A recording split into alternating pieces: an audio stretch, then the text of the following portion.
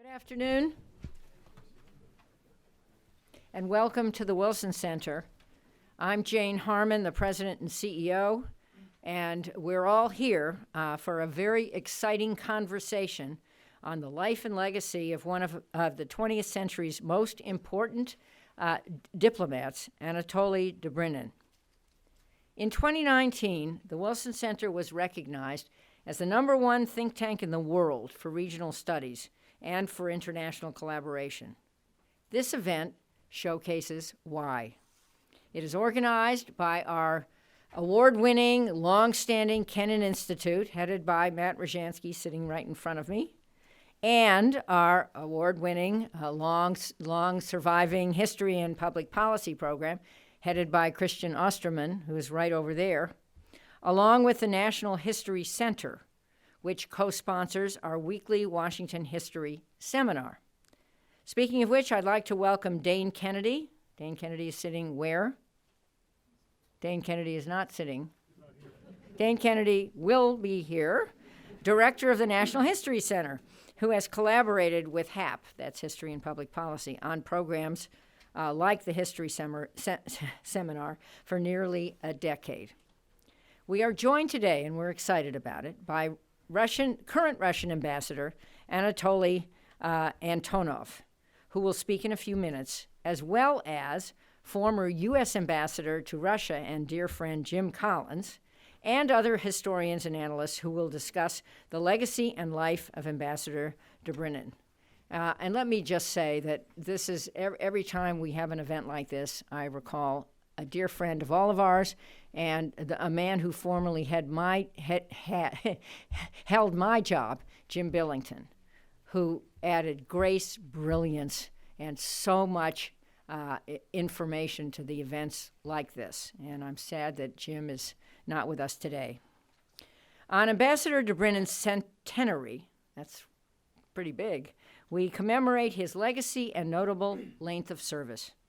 As Soviet ambassador to Washington between 1962 and 1986, Dobrynin literally became the face of the Soviet Union during the Cold War. His tenure spanned 6 Soviet leaders, from Nikita Khrushchev to Mikhail Gorbachev, as well as 6 American presidents and 7 U.S. secretaries of state. Pretty amazing.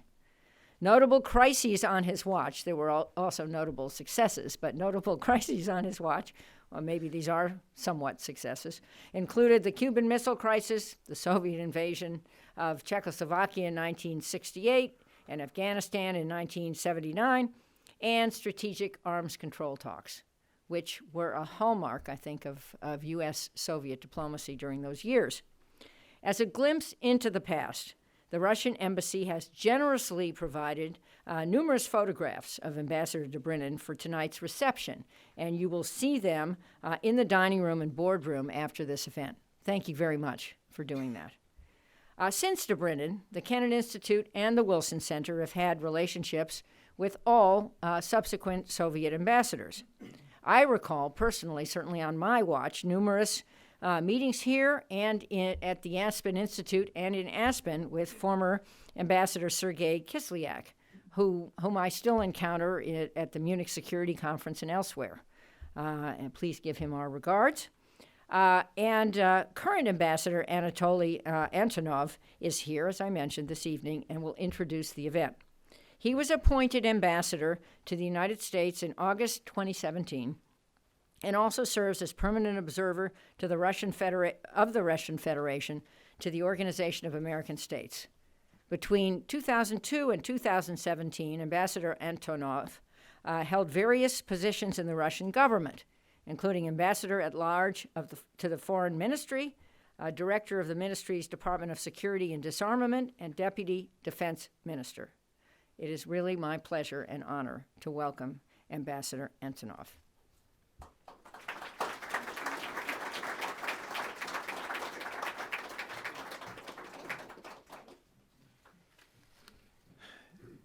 Dear friends, it's a great honor for me to be with you. And you said that on Saturday we celebrated the real birthday of our prominent ambassador. And thank you very much for this opportunity to be with you today. These days, we commemorate a significant date, the 100th anniversary since the birth of a prominent Soviet diplomat, ambassador of the USSR to the United States from 1962 to 1986, Anatoly Dobrynin. I would like to thank the Kennan Institute and its director, Matthew Rozhansky, for hosting this event, honoring the outstanding politician. Undoubtedly, Anatoly Dobrynin made an invaluable contribution to the relations between our countries. Largely due to his efforts, the direct dialogue between the two superpowers, which had critical importance during the Cold War, never stopped throughout the 24 years of his tenure. Later, the Soviet diplomat gave full account of his professional career in a book titled In Confidence. It's safe to say that even today, this autobiography serves as a handbook for every specialist in Russia-United States relations. A clear evidence of Dobrynin's role in developing our bilateral dialogue is the fact that Americans also hold him in respect. For instance, George Kennan called the Soviet ambassador the best representative of the Russian diplomatic school. Former head of the United States diplomatic mission to Russia, Malcolm Toon, praised him as one of the ablest foreign diplomat of the 20th century in terms of his enormous influence on Washington's political arena. When Dobrynin was leaving the United States Capitol, the State Department released a statement to pay tribute to his long and distinguished career. In his memoir, the Soviet ambassador noted on many occasions that his main objective in Washington was to establish and maintain a constant trust-based dialogue at the highest level. Such confidential communication channels were of particular importance during the Cold War. The Soviet Union and the United States were on the brink of an armed conflict that could turn into a global nuclear disaster. In many ways, due to the efforts of the Soviet diplomat, the two sides eventually found a way to resolve the issue. Dobrynin established an informal channel of communication with the Secretary of State Dean Rusk and U.S. Attorney General Robert Kennedy, brother of the President John Kennedy, thus creating conditions for confidential and continuous dialogue between the Kremlin and the White House. The famous nighttime negotiations between the Soviet ambassador and Robert Kennedy went down in history as the most important step to prevent a nuclear world war. Later on, Dobrynin maintained his direct dialogue with the United States leadership as administration came and went. He held regular meetings with American presidents, their national security advisors, state secretaries, members of Congress. I'm a little jealous.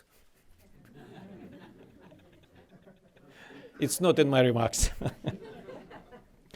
According to former State Secretary and National Security Advisor Henry Kissinger, subtle and disciplined, warm in his demeanor while wary in his conduct, Dobrynin moved through the upper echelons of Washington with consummate skill.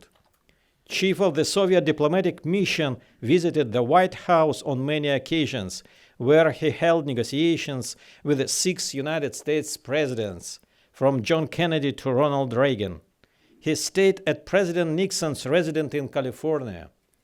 Many years later, after his retirement, Henry Kissinger sent to his colleague a photo signed, "To my adversary, partner, and friend." For instance, the Soviet ambassador played chess with National Security Advisor Zbigniew Brzezinski. He met with Senator Henry Jackson, known for his strong animosity towards the Soviet Union. It should be noted that the United States was also interested in a direct dialogue with the USSR. Washington understood the key role of our countries in maintaining international security. A notable example took place when Jimmy Carter came to power. On January 4, 1977, Dobrynin had breakfast with two state secretaries at the same time, the outgoing Henry Kissinger and the incoming representative of the new administration, Cyrus Vance. Henry Kissinger was joking that he wanted to pass his responsibilities in the field of Soviet-United States relations to the new Secretary of State in the presence of the Soviet ambassador and make a few valedictory recommendations. During his entire tenure in Washington, Dobrynin opposed harsh confrontation with the United States and believed that any controversial issue between our countries could be addressed through diplomatic means. In this regard, particularly noteworthy is the contribution of the Soviet ambassador to concluding arms control agreements. With his first diploma in aircraft engineering, the prominent Soviet diplomat knew his way around technical details of strategic stability issues. He played a significant role in drafting the partial nuclear test ban treaty, the SALT I, the SALT II agreements, the bilateral agreement on the prevention of nuclear war. The Russian embassy in the United States, in its activities, still stays committed to the principles laid down by Anatoly Dobrynin during his work in Washington. We stand for restoring and maintaining dialogue with the American side, the White House, State Department, and other governmental institutions, the Congress, and the expert community. We are confident that normalization of Russian-United States relations serves the interests of not only our countries, but also the entire global community. Russia and the United States, as permanent members of the UN Security Council and the two largest nuclear powers, bear a special responsibility for international peace and security. There is a wide range of issues requiring constructive cooperation between Moscow and Washington for their successful resolution. Among them are strategic stability issues, fight against global terrorism, non-proliferation of weapons of mass destruction, resolution of regional conflicts, space exploration, development of economic ties, and cultural contacts. There is no doubt that the rich diplomatic heritage left by Anatoly Dobrynin can become an example while addressing current problems and outstanding issues. Thank you very much for your attention. Thank you.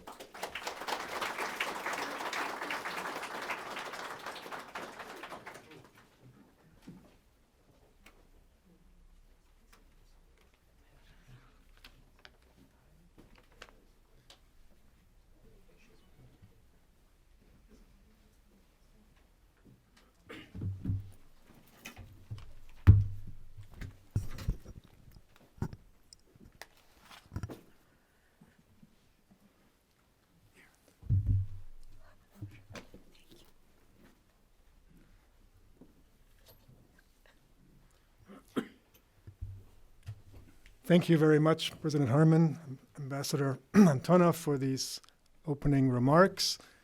I'm delighted to co-chair this Washington History Seminar panel, as I do almost every Monday, with Professor Eric Arneson of George Washington University. We're delighted to see so many of you here. I think it's a mix of Kennan followers and Washington History Seminar regulars. I'm delighted we could bring these two communities together for this event. Let me acknowledge a couple of people in the audience. The Washington History Seminar is, of course, a joint endeavor of the History and Public Policy Program of the Wilson Center and the National History Center, an initiative of the American Historical Association. We have the privilege of having the founding director and founding co-chairman of the seminar, William Roger Lewis, with us all the way from Texas, Austin. We are delighted to team up for this event with the Kennan Institute, as was mentioned, directed by Matthew Rojansky, who is just out with a book on another very important diplomat of the last century, George F. Kennan. I'd also like to thank our Kennan Institute colleagues, William Pomerantz, the Deputy Director, Joseph Dressen, Victoria Pardini, Cynthia Garcia, and Jamel Safarileva. These events do not organize themselves, and so let me give a shout out to them, as well as to my team, especially Pete Bierstecker on the way in the back, and two of our program interns, three of them, Cole Faulkner, Se-Young Oh, and Song-Yi Kim. You'll meet them during the Q&A session. With that, I'd like to turn it over to Eric Arneson for a brief introduction of our speakers. We'll listen to the presentations and then very quickly hope to get into a conversation with all of you. Before I turn over to Eric, please turn off or silence your mobile devices. They end up going off at the most inopportune moments. With that, Eric. Yeah. Thank you, Christian. It is a real pleasure to be here this afternoon. My instructions are to keep introductions brief. There are programs with the longer biographies of our speakers this afternoon that you can refer to. I will touch upon simply the key points. Our first speaker this afternoon is William Taubman, the Bertrand Snell Professor of Political Science Emeritus at Amherst College. He is the author of Gorbachev, His Life and Times, published in 2009. He is also the author of Khrushchev, The Man in His Era, which won the Pulitzer Prize for Biography in 2004 and the National Book Critics Circle Award in 2003. Professor Taubman. Thank you. It's a delight for me to be back here. I spent a year here as a fellow of the Kennan and the Wilson Center in the year 2000 working on my Khrushchev biography. It was a happy and productive time. It's also an honor to be asked to talk about Anatoly Dobrynin, although I did not know him personally, unlike Svetlana and Jim Collins, who did. I had plenty of occasion working on Khrushchev and Gorbachev and following events in the Brezhnev years to follow Dobrynin's activities.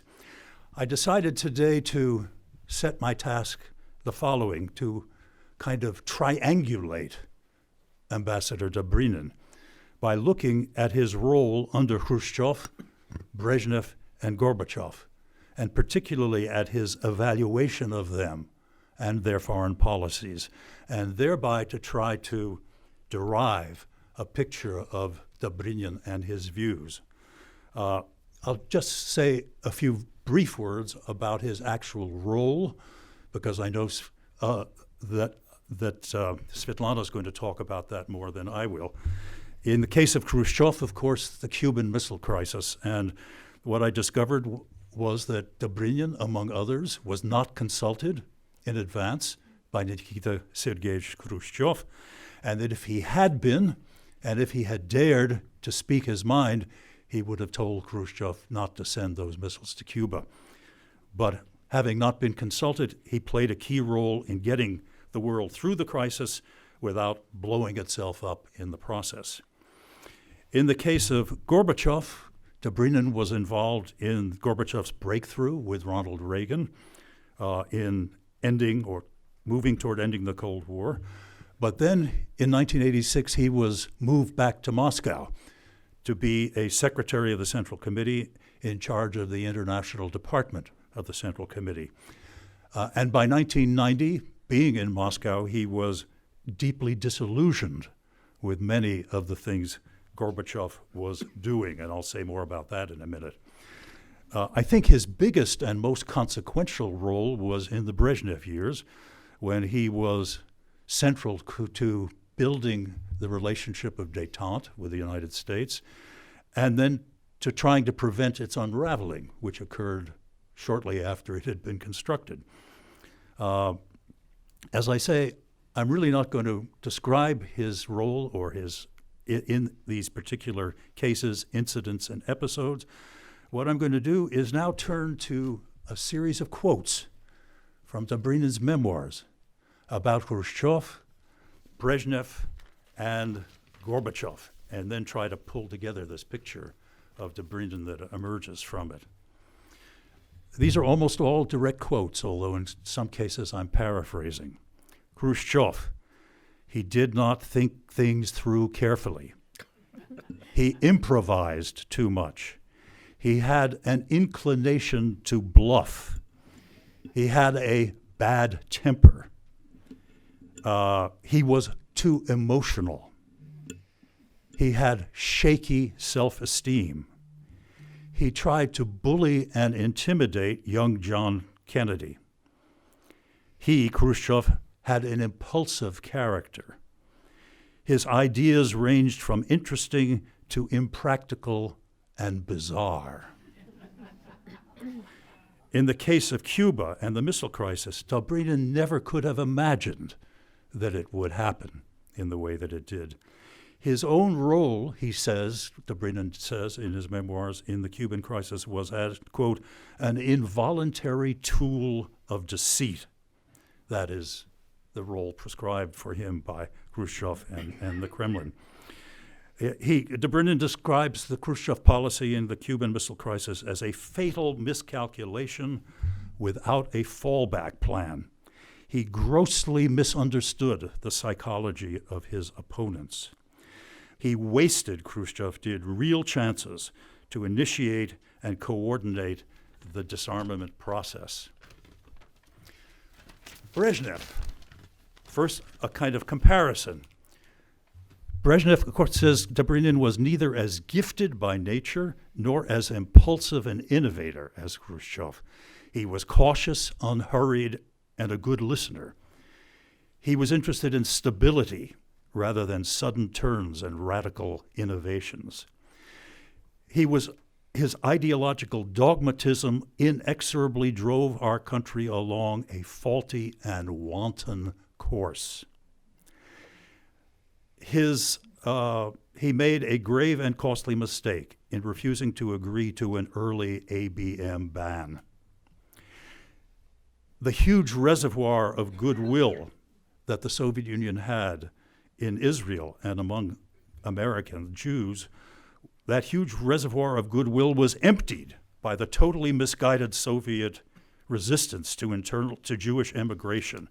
He should, said Dobrynin, have let as many Jews go as wanted to go. We often blindly followed our Arab allies. The invasion of Czechoslovakia it cost us dearly, both politically and morally. The U.S.-Soviet rivalry in the Third World, we had an unnecessary involvement in superpower rivalry with the U.S. in the Third World. We allowed ourselves to be outplayed by the Americans and the Chinese. Soviet leaders could not understand Watergate because they could never think it possible that people in the highest authority would ever be subjected to criminal prosecution. Angola was of no particular value to either the U.S. or the Soviet Union. Brezhnev's true objective was détente, but he saw Soviet domestic and foreign policy as infallible and did not understand what was needed to make détente work. One more. Soviet involvement in the Horn of Africa in pursuit of equality with the West as a superpower was harebrained. The feverish buildup of nuclear and conventional arms in Europe was beyond any reasonable measure. Gorbachev. This is Dobrynin, my long-cherished hope for the restoration and development of cooperation in the spirit of détente appeared to come true under Gorbachev. And later he says of Gorbachev, another element of praise, without Gorbachev, there is no way the Cold War would have ended. Gorbachev was vigorous and resourceful, but he was incompetent, although highly ambitious. Alexander Yakovlev, Gorbachev's close ally, was, according to Dobrynin, the evil mastermind inducing him to destroy the very structure of the party that upheld Gorbachev's power. Gorbachev was co-responsible for the failure of Reykjavik. He became, Gorbachev did, ever more authoritarian and commanding. He increasingly improvised and agreed to sudden compromises without consulting the experts. He was carried away by cheering international audience. He moved forward without seriously contemplating consequences. He very often did not have a detailed plan for implementing, only a fascinating outline. He could and should have obtained a more important role for the Soviet Union in European security and a stronger voice in European affairs. He was able but inexperienced, impatient to reach agreement, excessively self-assured, and flattered by Western media. And 2 or 3 more. From 1989 on, Soviet diplomacy became progressively less effective because of the urgent pressure of Gorbachev's domestic political agenda and his efforts to sustain his weakening reputation at home by what appeared to be successes abroad. Gorbachev began to emerge as a virtual monarch, bypassing the traditional policy-making institutions and increasingly making important decisions by himself. Gorbachev frequently frittered away the negotiating potential of the Soviet state. His practical interpretations of what he publicly characterized as the interests of all mankind were increasingly transformed into personal decisions that ignored important Soviet interests for the sake of hasty agreements. There was a metamorphosis in Gorbachev's behavior. Amid turbulent events at home, he began to handle all the negotiations on Germany by himself. At the start, he had the right idea. The unification of Germany should be synchronized with the formation of new security structure for Europe, but he did not fight for this grand design, especially as the regimes in Eastern Europe began to crack and the region grew increasingly unstable. Well, I took a chance in giving you all of these quotations because I thought there would be nothing more powerful than to hear his own voice on these matters. But let me close by saying something more in my own voice. He was a master ambassador. He understood both sides, US and Soviet, and the good and bad features of both.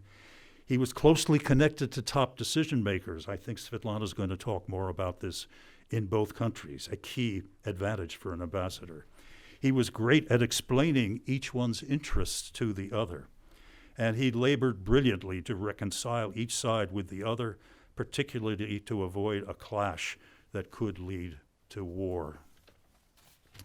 If you then ask yourself what Dobrynin would have done if he were the Soviet leader, rather than serving the Soviet leaders, and I derived this from his own remarks, he would have thought more systematically. He would have reasoned rather than bullied and intimidated. He would have substituted substantive reform. He would have imagined something other than Communist Party dominance. He would have reduced the role of ideology in shaping action. He would have kept an eye on what was morally right as well as politically expedient. He would have bewaired projecting his own situation onto the other. He would have distinguished between vital Soviet interests and peripheral interests. He would have protected détente better than Brezhnev did. He would have drawn more on experts in the Soviet foreign ministry. He would have been less commanding and less authoritarian, and he would not have let himself be beguiled by foreign audiences. Well, all of this is easier said than done. In fact, I was tempted in the end to imagine what Dobrynin might think about the current Russian regime and its leader, President Putin, but I decided to stop without attempting to do that. All I would say is that he would be very unhappy with the state of Russian-American relations. Thank you.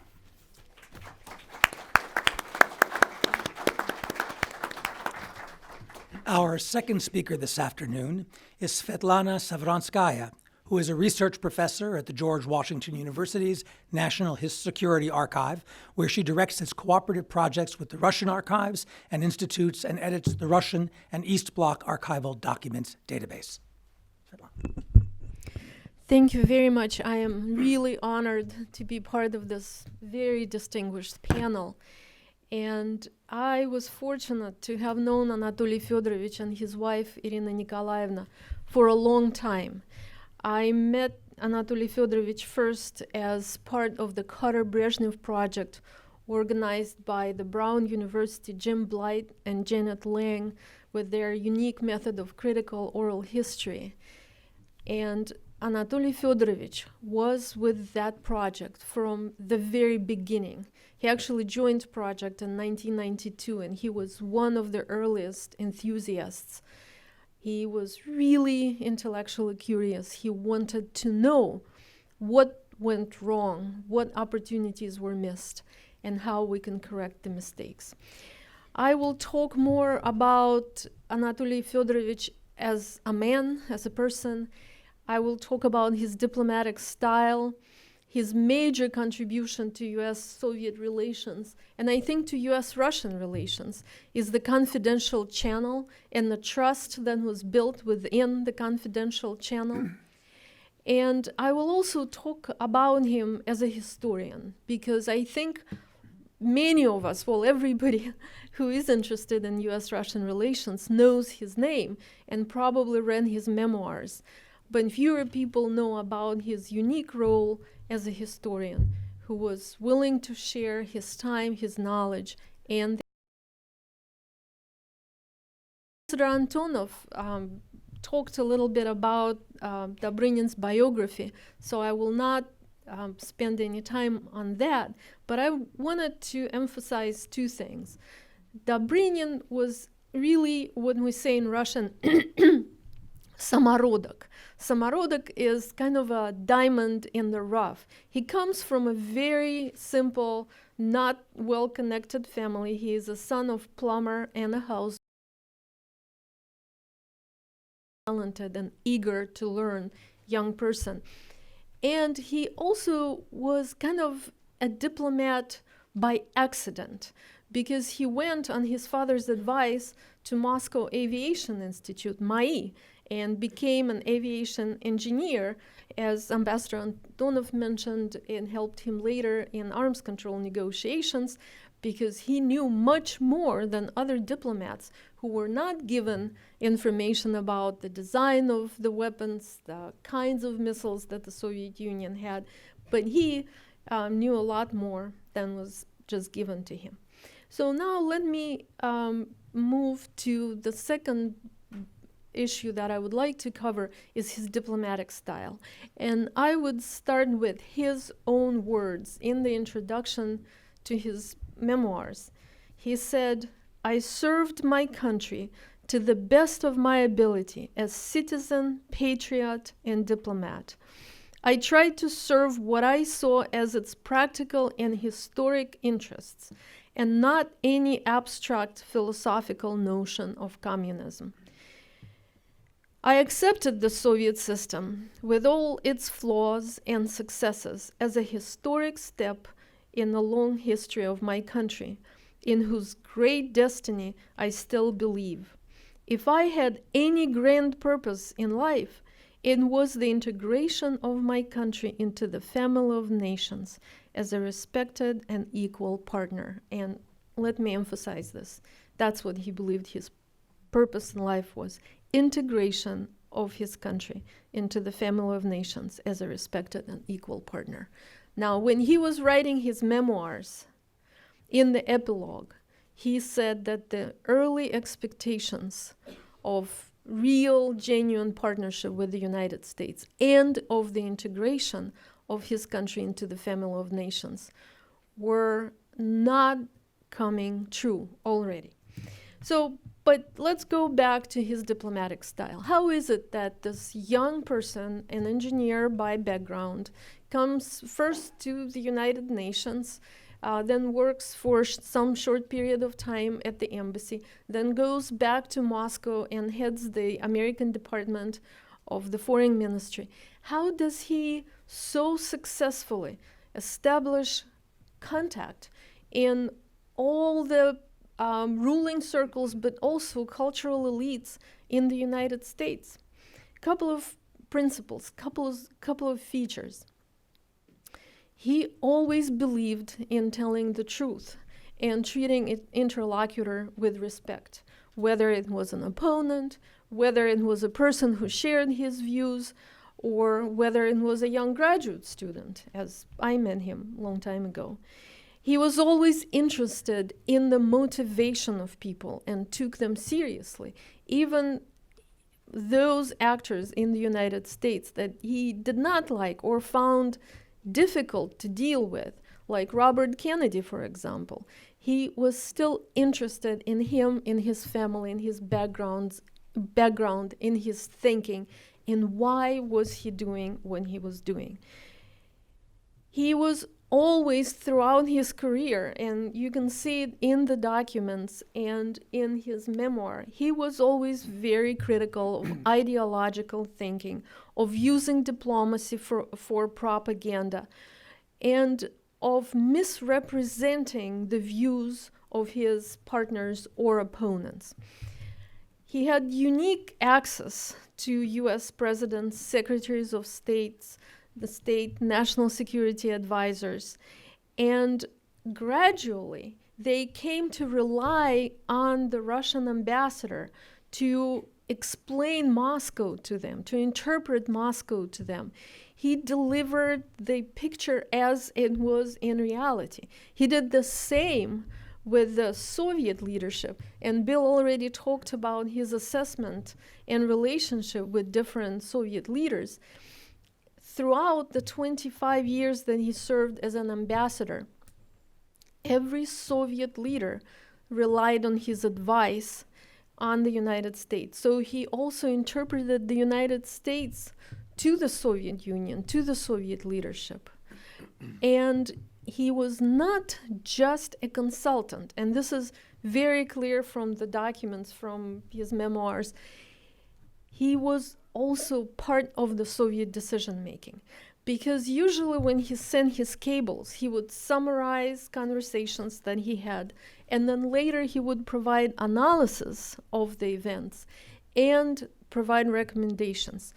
It's not an accident that very often when the Politburo was discussing very important developments in U.S.-Soviet relations and was about to make an important decision, Dobrynin was recalled to Moscow so that he could provide his advice. We do have some of his documents when he speaks at the Politburo, and you can see that he represents the opinions of the Americans and possible reactions of the Americans very truthfully, without trying to kind of make it look better for any particular Soviet leader or to make that Soviet leader's position look better. Now, as I mentioned, he believed himself that his main contribution to U.S.-Soviet relations was the confidential channel. And we can talk for a couple of hours about what confidential channel was and how it worked, but I would like to take just one aspect of this. I would like to talk about how it started, because it's quite paradoxical that this very young diplomat, he comes to Washington in March 1962. He is 42 years old, and he has some views and he has some beliefs about how diplomacy should be done, which were, different, not following the established practice. And I would like to emphasize, too, that they would be controversial today. But these were some of his rules that he followed, just kind of procedurally. So he believed that he always has to promote interests of his country, not his own personal interests, not political interests of his leaders. when he met with American interlocutors, his number one goal was to build trust for a long time. So he never saw any particular meeting as just a goal in itself. Every meeting was another increment in building trust in this relationship, to improve the overall relationship and not to score short-term political victories. He never brought note takers or translators with him. But as soon as the meeting was over, he went to his office and he wrote down notes of that meeting. And Anatoly Dobrynin had unbelievable memory. And I remember even in the track down the documents and the dates, and we would go through our big books. He would just remember things, and he would say, oh, this is how it happened. This is who was in the room. This is what he said. He also read the documents in advance, which is important. He never took notes during conversations. He remembered what the person said. And as many people mentioned in their recollections about him, in his 25 years of service, nobody disputed the accuracy of his representation of their views, and even by the State Department and by the Russian Foreign Ministry. Even after reading these cables, people do agree that he truthfully represented what he said. He wrote summaries from memory. He put them into the cables. He also sent to Moscow reviews of events and developments in the United States that were highly accurate. Now, I think a lot of what became Dobrynin's style and the confidential channel was kind of forged in the fire of the Cuban Missile Crisis. As Bill mentioned, Dobrynin was not informed about ballistic missiles in Cuba, and he kept assuring his interlocutors that there were only defensive weapons in Cuba, which was a lie, and that shocked him deeply. He writes in his memoir that this deliberate use of an ambassador by his own government to mislead an American administration remained a moral shock to me for years to come and left me more cautious and critical of the information I received from Moscow. He reported honestly. After Gromyko's visit to Washington and his meeting with President Kennedy, Gromyko sent a very positive note to Moscow saying everything is fine, nothing has been found out, Americans are relaxed about Cuba and actually more focused on Berlin. However, on October 22nd, when Dobrynin had a meeting with Rusk and then heard President Kennedy speak about the discovery of the missiles in Cuba, Dobrynin sent a very direct message to Khrushchev, directly contradicting most of the things that Gromyko mentioned earlier in his cable, and his analysis pointed to a possibility of a very grave crisis, so that Moscow needs to prepare. The confidential channel started when the Kennedy administration came to the conclusion that Dobrynin was genuinely not informed. And in the first meetings, Robert Kennedy, as Dobrynin mentions in his cables, was extremely nervous, and that's understandable because he didn't know yet if he could trust the Soviet ambassador. However, after several of their meetings, Dobrynin was trusted enough to be part of a deal which was no deal, and that was the deal on the missiles in Turkey. Khrushchev suggested that in one of his letters that as a resolution of the Cuban Missile Crisis, he would be willing to withdraw the Soviet missiles from Cuba if Kennedy gives a non-invasion pledge, non-invasion of Cuba, and agrees publicly to withdraw missiles from Turkey. So on October 27th, in the most dangerous day of the crisis, Robert Kennedy meets with Dobrynin and basically tells him that the president is willing and ready to agree on removing the missiles from Turkey. But because the decision was a NATO decision, he just cannot say publicly, especially before the midterm elections, that he would yield to the pressure by the Soviets and withdraw the missiles. So the deal could go ahead only if the Soviet ambassador and the Soviet government would assure the American administration that no leaks would happen and that Khrushchev would never mention the deal publicly. The deal was so secret that when 3 days later Dobrynin came back to Robert Kennedy and gave him a summary of their conversation and a letter from Khrushchev, he refused a memo. He refused to take it, saying, no, I don't want this document, God forbid, because if I run for president one day and this becomes public, there go my chances. Can you imagine that Dobrynin never said a word to anybody? This information never leaked. And Khrushchev, even though as a result he looked humiliated that he withdrew missiles from Cuba with nothing in exchange for that gesture, except for, at the time, seen as unreliable pledge, not even a formal pledge by the United States.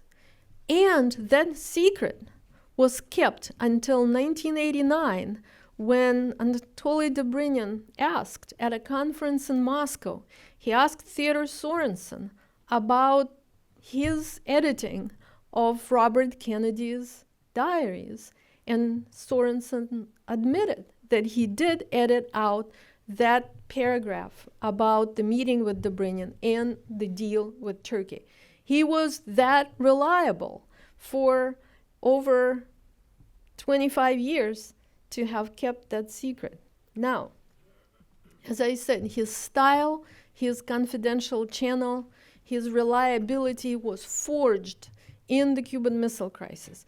Sometimes I think, how would it happen? Would it work the same way if this diamond in the rough, this reliable Soviet diplomat, was not discovered by the Americans in this very tense and very sensitive moment of the crisis? But he performed at the best of his abilities. He showed himself really a model of diplomat in the conditions of crisis. He also believed always that Cuban Missile Crisis was a model of crisis resolution. And now I would like to move to jump a lot of history and move to Dobrynin as a historian, because this was another contribution that he made more than I could probably say any other Soviet diplomat. I think his memoir and his documents should be read as a manual of diplomatic statescraft.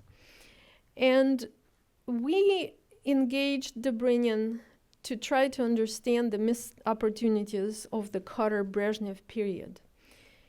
As I said, Anatoly Fyodorovich participated in all our endless conferences, interviews. We visited him almost every year in Moscow, in his apartment. He was very specific about explaining how each decision in that Carter-Brezhnev period was made. He helped Americans understand the thinking of the Brezhnev leadership. His specific revelations that I would like to mention, there were many, but his best contributions to the project were his explanation of the Soviet reactions, the Brezhnev leadership's reaction to the Vance mission of 1977 and Carter's idea of very deep cuts. He explained that the Soviets were trying to communicate to the Carter administration that they were willing to go for reductions, not as deep as Carter wanted, in strategic armaments, but only after finalizing the agreement that was reached with Ford at Vladivostok. But more than the arms reductions themselves, the Soviets were reacting to what they saw as Qatar changing the entire agenda of the relationship and imposing his agenda on the Soviets, saying a couple of times even publicly that he was not bound by the arms control agreements achieved by the previous administration. Dobrynin also explained how the human rights campaign by the Qatar administration was seen in the Soviet Union. It was seen as an irritant, and also the Soviet leadership just could not believe that Qatar was sincere. They certainly saw double standards applied to China and to the Soviet Union, and certainly they were less interested about Qatar's human rights policy in Latin America. But trying to do strategic arms control together with human rights would not have worked for the Soviets. And Dobrynin was able to explain it, to paint a very realistic picture. He explained how the events in the Horn of Africa were a major distraction that actually undermined strategic arms control and contributed to significant worsening of the relationship. He was also very funny in all these conferences, in his explanations, in painting portraits of other people with whom he worked. He had a great sense of humor. And when he criticized somebody, when he talked about some of the Americans he had to deal with, he usually saw a lot of positive sides to a person, but one of his harshest criticisms was, well, this person had absolutely no sense of humor. And he really did not like it in people. So one of his, and I will end here, one of his really stunning achievements in the course of our discussions, when we discussed the Soviet invasion of Afghanistan and we could not get the documents from the Soviet side that he wanted, Dobrynin went to the archives. They did not allow him to make copies of some of the documents. So he took notes in longhand and he read his notes of the document into the transcript. So we still would have that document. Now I will conclude about Dobrynin's legacy and relevance for today. And when I was preparing this presentation, I was thinking about it. And what I see is a rising interest in Russia to Dobrynin's thinking, to his contribution, to his memoirs. And I think there is something in his thinking and in his recipes, in his approaches, that is very relevant to building the Russian foreign policy now. Russia trying to be a respected, integrated, great power. I think Dobrynin had something to say, a lot to say about how to be a great power, how to pursue non-ideological interests. And he was always so vocal against any Cold War thinking, about Cold War stereotypes, about Cold War ideology. One thing I'm sure about, if he was with us today, he would criticize both sides for the Cold War rhetoric that is used both in Russia and in the United States. And I actually found a very interesting quote from Vladimir Pechatnov in his introduction to the second printing of Dobrynin's memoirs. I think this quote really explains what I was thinking too. He says that when the first publication, the first book came out in the mid-1990s, it seemed like a shard of the Soviet past, a nostalgic reminder about a great power that passed away. Today, when Russia is returning to the world stage as a great power again, the recollections and the thoughts of the prominent Russian great power diplomat are in great demand by real life. Thank you.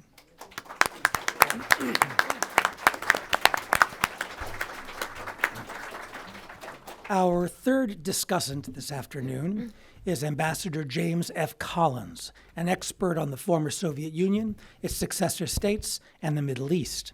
From 1997 to 2001, he was the U.S. ambassador to the Russian Federation. He is the recipient of the Secretary of State's Award for Distinguished Service, the Department of State's Distinguished Honor Award, and several other significant recognitions. He most recently has been diplomat in residence of the Russia and Eurasia program at the Carnegie Endowment. Ambassador Collins. Okay, thank you very much. I first met Anatoly Fyodorovich on the steps of the Corcoran Gallery in January 1972. I was a diplomatic hamster, essentially assigned to escort a Soviet art exhibit around the United States in the coming year. Anatoly Fyodorovich was there at the opening, joining Henry Kissinger. But what impressed me the most was that he spent about 15 minutes talking to me. He wanted to know, who is this young diplomat who is going to be with our exhibit? How did he get interested in Russia? In short, he was doing exactly what Svetlana has described about what a professional diplomat does. He gets to know his people with whom he must work. He gets to know his host country, its society, its culture, its people, and most importantly, how you get things done in that society. And he has to know his own society, culture, political system, and how to interpret that to his hosts. And there wasn't anybody better than Anatoly Fyodorovich. He was a professional's professional. And so if you ask, what's his legacy? First, I would say, first and foremost only, he was, like any good leader, professional, diplomat, he was a teacher. And if you look at the list of people who worked for him, who came to Washington either with him or after him, what you see is that he educated at least one, if not two or three generations of professional Soviet and Russian diplomats about how to get things done or try to get things done or understand what you're seeing in this bizarre capital we know as our home nation's capital. He was an Americanist par excellence. He really did understand us.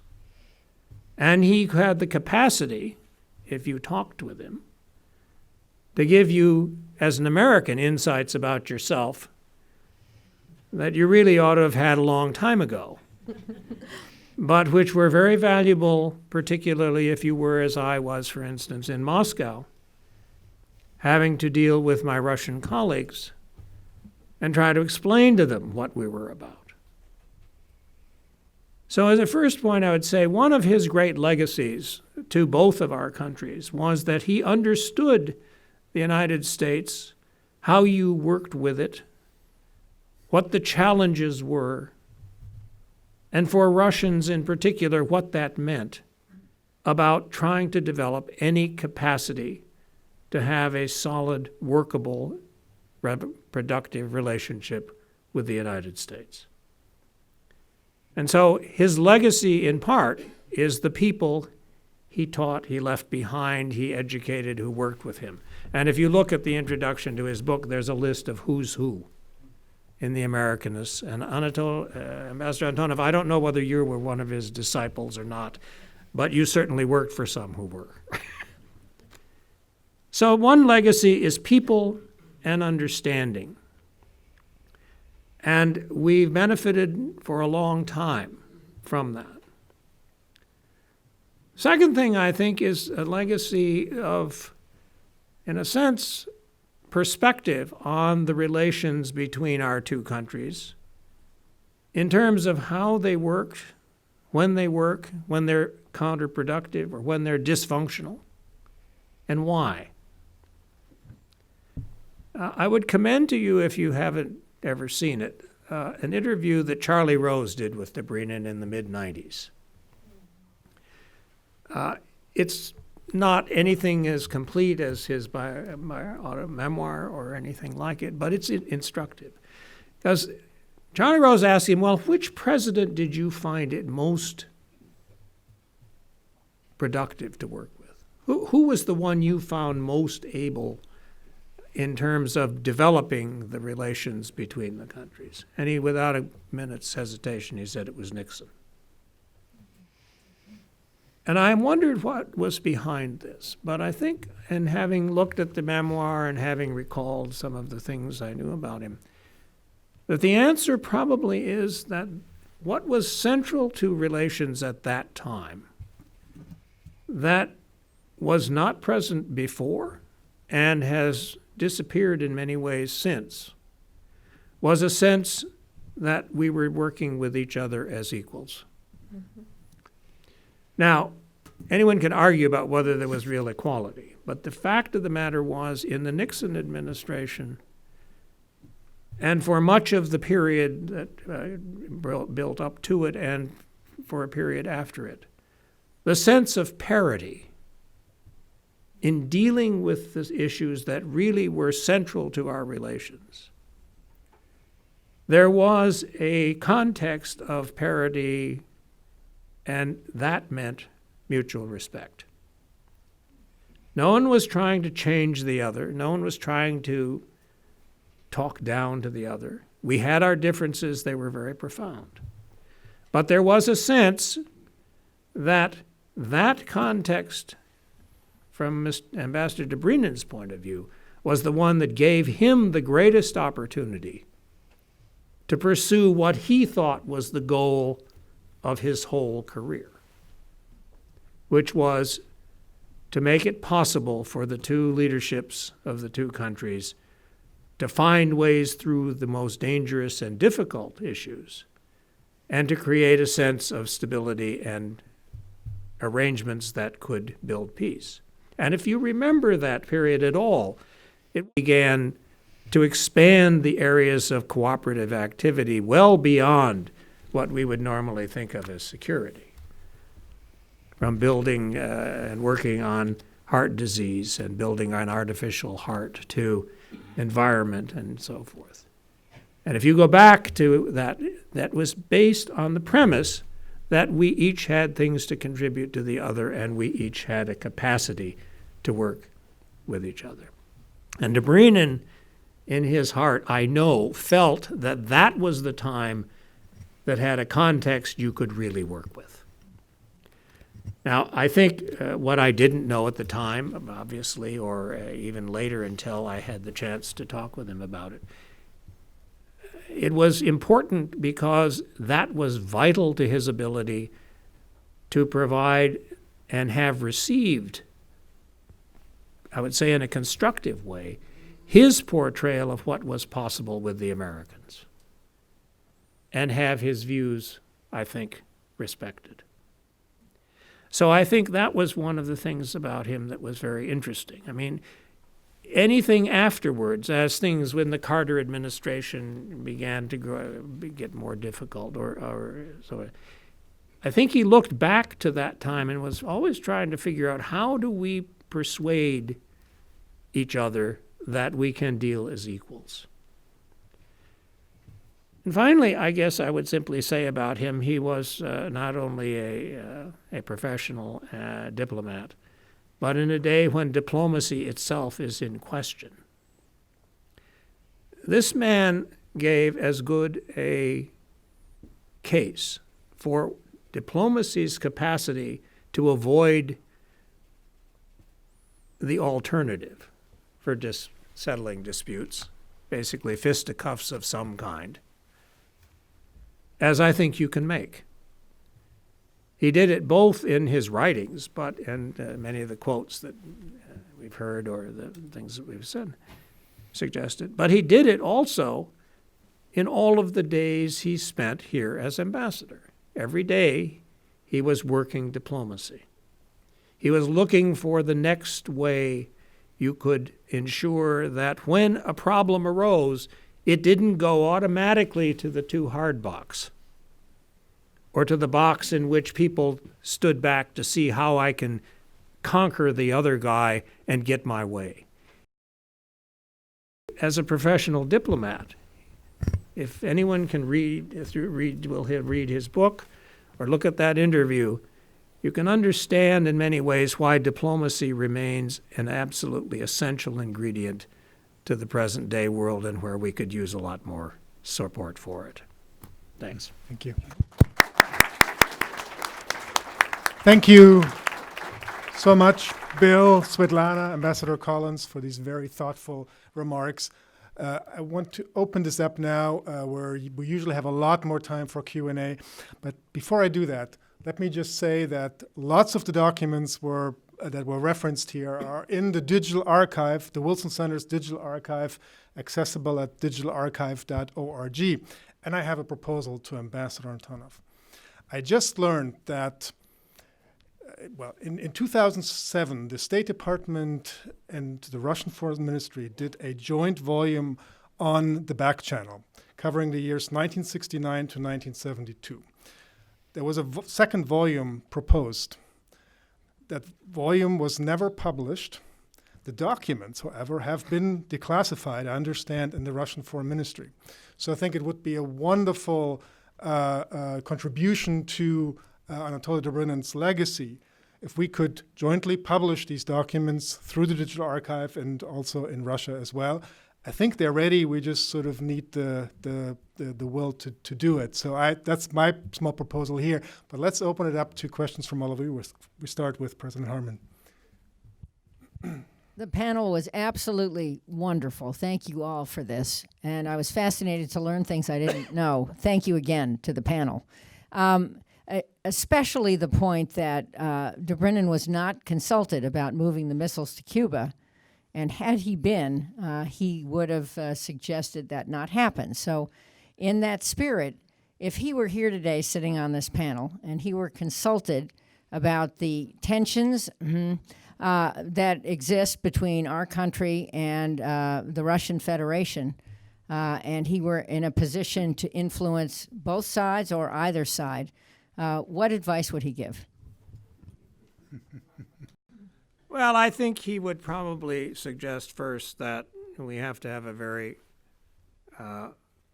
objective and clear understanding of what is happening in the United States. And I would submit that that is a very difficult assignment because I think it's very hard for Americans to understand what's happening in the United States. And I don't just mean what's going on in Washington today. I mean, we are in the process of very significant changes. Secondly, he'd probably say, we really have to find a better way to talk to one another. And to understand the reactions of the other to the kinds of activities that we Americans undertake or we Russians undertake, and the effect that they are having on relations. I think that means some introspection on both sides, and it's very important to do that. And I guess finally, he probably would be rather discouraged at the lack of capacity for those like Ambassador Antonov or our colleagues in Moscow to have the access and the ability they need to talk with the people who matter in figuring out what America is about or Russia is about today. And so I would say he would try to find ways to penetrate that problem, and he would have a very difficult time in both countries. Thank you. Over there, yep. Thank you. Wayne Merry, the American Foreign Policy Council. I'd like the panel to comment on the asymmetry of diplomacy between our two countries in the Dobrynin era. in that American ambassadors and other diplomats in Moscow in that period, and we had some very distinguished ambassadors in those days, had nothing like the access or influence there that he had here. Now, I understand the asymmetry between the two societies, the two systems, the two political cultures. But what are the risks of having the Soviet leadership so dependent on the judgment and advice of a single individual, no matter how talented? What are the risks when you have great power diplomacy that becomes so personalized? Is that not itself a failure of diplomacy? Again? I think it depends in part on the person. That is, if there's such reliance on a single person. But I'm also struck that that asymmetry, I mean, one could leap to the conclusion that in a more open society like the United States, it's easier for a Soviet ambassador to make all the connections that he did and have all the conversations that he did and master the understanding of what goes on. But of course, it wasn't any Soviet ambassador who could achieve that.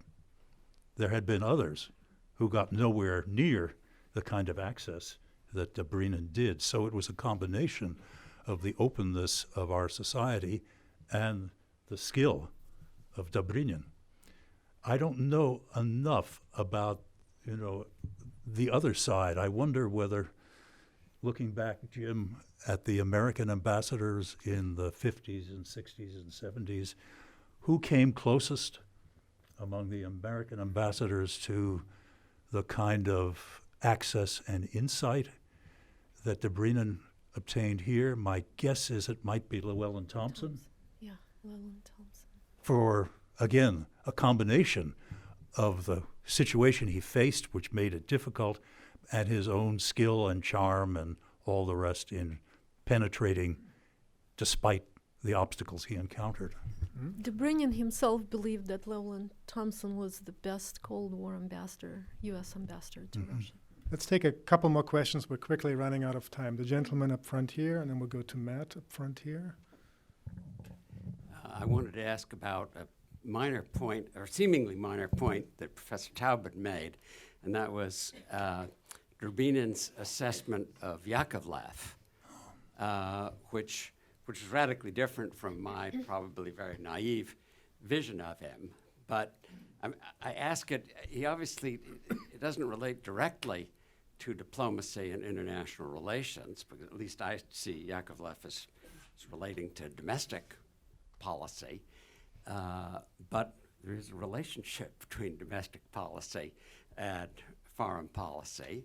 And so if you could, or others could develop that observation to place it in the Thank context. you. Yes, thank you. Hold on. Think about that for a moment. We'll go to Matt. Take his question as well. Matt Rojansky. Yeah, thank you again, everyone, for this wonderful discussion. I wonder if you could delve a little bit into the record as you know it, in terms of what role Dobrynin played in explaining to American interlocutors what was going on during transitions of power in the Soviet Union, which he uniquely experienced, 4 or 5 of them, including at very fraught moments where it wasn't at all clear to any observer what was going to happen. That seems a very relevant sort of concept. Thank you. And then the gentleman right there, and then I think we'll probably have to bring this to an end. I'm Peter Humphrey, an intelligence analyst and a former diplomat. I'm wondering about his level of enthusiasm with respect to Track 2 diplomacy. Back channel is a little bit different than Track 2.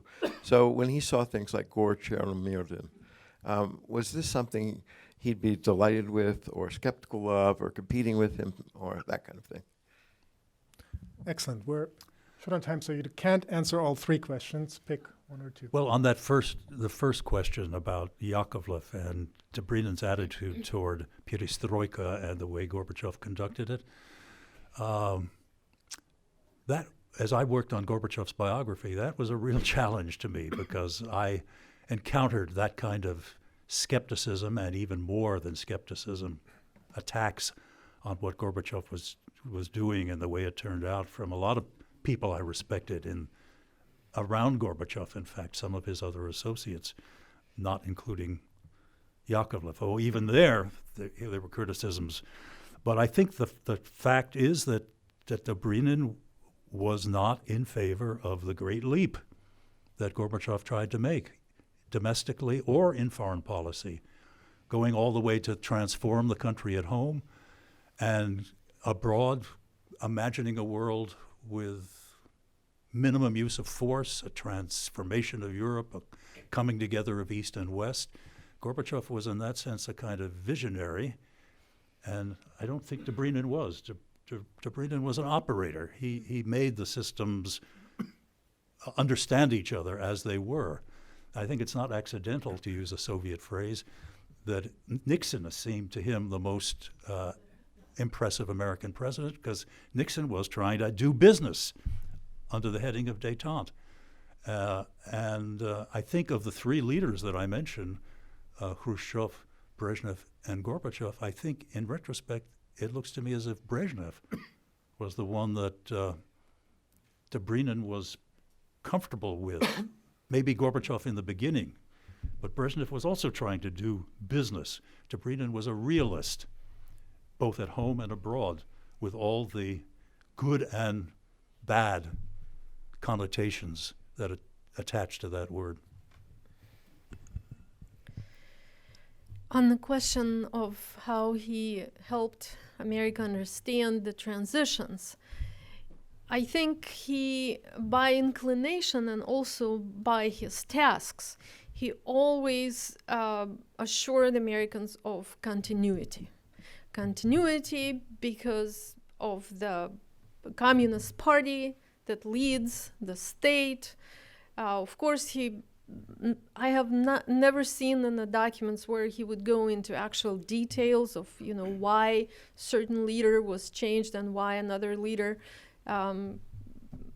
was selected.